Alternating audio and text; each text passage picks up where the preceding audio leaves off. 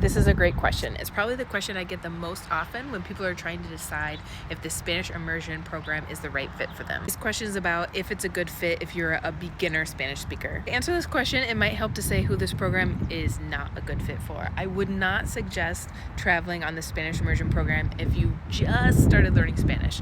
You're starting from zero, you've maybe done a couple months on Duolingo, but you're a true beginner. And the reason that maybe this program wouldn't be a good fit in that case is because it is Spanish immersion. We're going to try to stay in the language as much as possible. And that means that I'd like you to try to speak Spanish when we order at a restaurant, when we have our tours, they're going to be in Spanish. I want you to try to speak Spanish with the local community, but also the fellow group members. If you're not feeling ready to try and make your best effort to speak Spanish in those different scenarios, you may not be ready quite yet.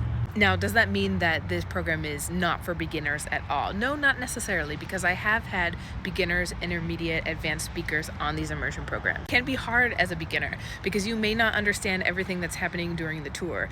You may not know how to express that thing that you want to say to the guide. You may not know how to ask a question in the restaurant. But if you're a beginner who's been studying for a while, taking classes, and you feel ready to give yourself that push, and you do think that you can at least give it your best effort to stay in Spanish during the trip, then this could be a good fit.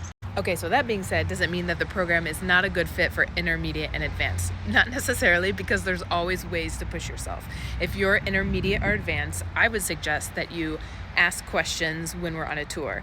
Push yourself to keep the conversation going with the local guides. Or during the Spanish classes, maybe you want to focus more on advanced conversation with your local Spanish teachers instead of basic grammar. Maybe you want to ask more questions in the restaurant and ask for recommendations and talk to the server about the food instead of just saying what you want. There are always more ways to push yourself. So yes, this program can be also for intermediate and advanced. I'm going to say it comes down to two things. One, are you willing and ready to make an effort the whole time? And two, can you make a plan before departure to keep studying your language to feel more prepared and ready for the experience?